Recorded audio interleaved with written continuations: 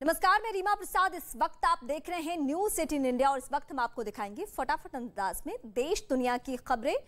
20 बड़ी खबरें इस वक्त दिखाते हैं आपको। कर्नाटक के उत्तर कन्नड़ इलाके में बारिश और बाढ़ से हालात बिगड़ चुके हैं। ज्यादातर इलाके में पानी डूब चुके हैं और सड़क धंसने की वजह से लोगों को काफी मुश्किलों का सामना करना पड़ रहा है। कई रास्ते पूरी तरह से ठप है। बारिश के पानी में कारवार अस्पताल डूब चुका है। अस्पताल के डायलिसिस सेंटर में भी पानी भर गया है, जिससे मरीजों की मुश्किलें बढ़ चुकी हैं। उत्तराखंड के रुद्रप्रयाग में पहाड़ खिसकने से बद्रीनाथ हाईवे पर यातायात बाधित हो गया। भारी बारिश की वजह से लगातार पहाड़ दरक रहे हैं और मलबा सड़क पर इकट्ठा हो रहा है। बद्रीनाथ हाईवे पर भी भारी पत्थर और पेड़ गिरने के चलते परेशानी बढ़ चुकी है, जिससे चार धाम यात्रा को भी रोकना पड़ रहा है। फिलहाल रास्ता को साफ करने का काम जारी है। उत्तराखंड के हरिद्वार में कांवड़ मेले के दौरान गंगा के तेज बहाव में 2 लड़के फंस गए। बच्चों को डूबता देख उनके परिवार वालों ने शोर मचाया। तभी मौके पर ड्यूटी कर रहे पुलिस के जवानों ने गंगा नदी में छलांग लगा दी और कड़ी मशक्कत के बाद दोनों बच्चों की जान बचा ली। बताया जा रहा है कि दोनों बच्चे परिवार के साथ दिल्ली से आए थे। राजस्थान के श्री गंगानगर में डीएम की कार पानी से भरी रेलवे अंडरब्रिज में फंस गई। बताया जा रहा है कि भारी बारिश के बाद अंडरब्रिज में 4 फीट से ज्यादा पानी भर गया था। गनीमत ये रही कि जिस वक्त ये घटना हुई उस वक्त मौके पर एसडीआरएफ के कुछ जवान मौजूद थे, जो फौरन पानी में उतरे और फिर कार को बाहर निकालने में जुट गए। काफी मशक्कत के बाद जिलाधिकारी की गाड़ी को धक्का देकर पानी से बाहर निकाला गया। राजस्थान के बीकानेर जिले में भारी बारिश के बाद शहर के कुछ इलाकों में पानी भर गया। इसी दौरान एक ओवर ब्रिज के पास एक यात्री बस पानी में फंस गई। काफी देर तक सैलाब के बीच यात्रियों से भरी बस को निकालने की कोशिश की गई। फिर ट्रैक्टर का सहारा लिया गया और रस्सी के जरिए बस को पानी से बाहर निकाला गया। यात्री इस दौरान बस में ही फंसे रहे। गुजरात के नवसारी में भारी बारिश से हर तरफ तबाही मची है। लगातार बारिश की वजह से कई नदियां उफान पर है, जिससे सड़क से लेकर घर तक सैलाब में डूब चुके हैं। मकानों में आई दरारें भी अब दहशत पैदा कर रही हैं। नवसारी के कई इलाके में बाढ़ का पानी कम होने लगा है, लेकिन बाढ़ के साथ आई गंदगी और कीचड़ अब लोगों की परेशानी का सबब बना है। तमिलनाडु के कोयम्बटूर में बारिश की वजह से डैम ओवरफ्लो हो चुका है। इस दौरान डैम में कुछ बच्चे पहुंचे, लेकिन हैरानी की बात यह रही कि कोई उन्हें रोकने वाला नहीं था। इस बीच आंध्र प्रदेश में बाढ़ से फंसे लोगों का लगातार रेस्क्यू किया जा रहा है। एलुरू में नेवी के जवानों ने हेलीकॉप्टर के जरिए लोगों को सुरक्षित जगहों पर पहुंचाया है। महाराष्ट्र की रत्नागिरी में कुदरत कहर बरपा रही है। लगातार हो रही बारिश की वजह से पहाड़ दरक रहे हैं और पहाड़ का मलबा सड़क पर आने से लोगों को परेशानियों का सामना करना पड़ रहा है। सड़क पर मलबा जमा होने से रत्नागिरी और कोल्हापुर को जोड़ने वाला रास्ता पूरी तरीके से ठप हो चुका है और आसपास गाड़ियों की लंबी कतारें लग चुकी हैं।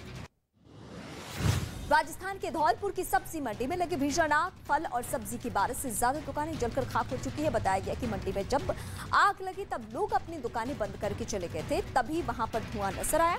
जब तक कोई कुछ समझता आग ने विकराल रूप अख्तियार कर लिया था। आनन-फानन में दमकल विभाग को बुलाया गया, लेकिन तब तक काफी देर हो चुकी थी। सारी दुकानें जलकर खाक हो चुकी थी। फिलहाल अभी तक इस घटना में किसी के हताहत होने की खबर नहीं। पंजाब के पठानकोट में एक बार फिर ड्रोन दिखा। सुरक्षा वालों ने उस पर फायरिंग कर दी, जिसके बाद वो पाकिस्तान की तरफ निकल गया। बताया जा रहा है कि ड्रोन पर करीब 45 राउंड फायर किया गया, जिसके बाद वो वापस पाकिस्तान की ओर चला गया। ड्रोन दिखने के बाद पूरे इलाके में सर्च अभियान चलाया गया, लेकिन कहीं ड्रोन ने कोई हथियार या ड्रग्स नहीं गिराए थे।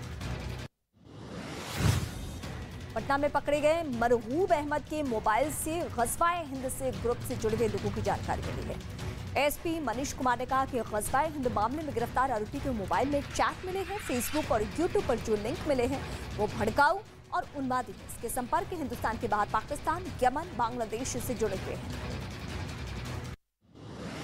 बिहार के बाद अब पीएफआई के तार यूपी तक पहुंच चुके हैं। लखनऊ में पटना पुलिस की स्पेशल टीम और यूपी एटीएस ने कार्रवाई की। कार्रवाई में टीम ने लखनऊ से वकील नूरदीन जुंगी को गिरफ्तार किया। वकील नूरदीन जुंगी पर पीएफआई के सदस्यों की मदद लेने का आरोप है। कोरोना संक्रमण के बीच दिल्ली सरकार का बड़ा फैसला। केजरीवाल सरकार ने सबके लिए कोरोना वैक्सीन की प्रिकॉशन डोज फ्री करने का ऐलान किया है। सीएम अरविंद केजरीवाल ने प्रेस कॉन्फ्रेंस कर इसकी घोषणा की। मुख्यमंत्री ने सभी लोगों से बूस्टर डोज लगवाने की अपील की है। बोले मोहल्ला क्लिनिक में भी वैक्सीन लगवा सकते हैं। Health care workers, frontline workers को भी बूस्टर डोज लगवाने की सलाह दी गई है। वहीं सभी स्कूलों से जिला प्रशासन ने बात कर 12-17 साल के बच्चों के लिए सेकेंड डोज व्यवस्था करवाने का निर्देश दिया है।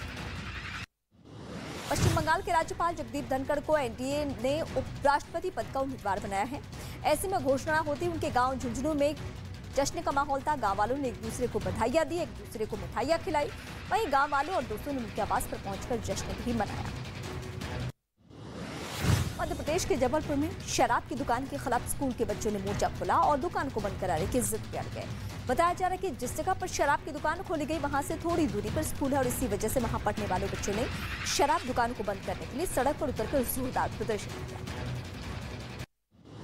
मध्य प्रदेश के अलीराजपुर जिले में एक आदमी को पिस्टल रखने का शौक महंगा पड़ गया। दरअसल आरोपी ने सोशल मीडिया पर पिस्टल लहराते हुए अपना वीडियो अपलोड कर दिया था, जो वायरल हो गया, जिसके बाद पुलिस ने उसे गिरफ्तार कर जेल भेज दिया, साथ ही हथियार भी बरामद कर लिया। यूपी के कानपुर में दबंगई का एक वीडियो सामने आया है, जिसमें एक पेट्रोल पंप पर पेट्रोल भरवाने को लेकर दो गुटों में भिड़ंत हो गई और जमकर चले लात घुसे। दोनों पक्षों ने एक दूसरे पर लोहे की रॉड और बेल्ट से हमला बोल दिया।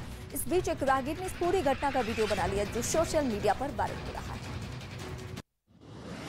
यूपी के मथुरा में भूमाफियाओं पर योगी सरकार का बुलडोजर चला और नगर निगम में कार्रवाई को अंजाम देते हुए करीब 10 करोड़ रुपए की सरकारी जमीन अवैध कब्जे से मुक्त करवाई। इस दौरान राजस्व विभाग और पुलिस की मौजूद रही। प्रशासन की इस कार्रवाई के बाद भूमाफियाओं में खलबली मच गई। यूपी के रामपुर में ट्रक और बस की आमने सामने से टक्कर हो गई, जिसमें 5 लोगों की मौत हो गई जबकि करीब 22 यात्री घायल हो गए। यह हादसा नेशनल हाईवे 24 पर उस वक्त हुआ जब बस शाहजहांपुर से दिल्ली जा रही थी। मौके पर पहुंची पुलिस ने सभी घायलों को जिला हॉस्पिटल पहुंचाया, जहां उनका इलाज चल रहा है। असम के गोलपारा में एक गंदे तालाब में फंसे 6 हाथियों को सुरक्षित रेस्क्यू किया गया है। बताया जा रहा है कि खाने की तलाश में हाथी का झुंड तालाब में पहुंचा था, जिनमें 4 तो किसी तरह बाहर निकल गए, लेकिन 6 हाथी कीचड़ से भरे तालाब में फंस गए। सूचना मिलते वन विभाग और पुलिस की एक टीम फौरन वहां पहुंच गई, जिसके बाद हाथियों को तालाब से बाहर निकालने के लिए रेस्क्यू ऑपरेशन किया गया, जिसके बाद करीब 2 घंटे की मशक्कत के बाद और वहां के लोगों की मदद से हाथियों को सुरक्षित बाहर निकाला गया।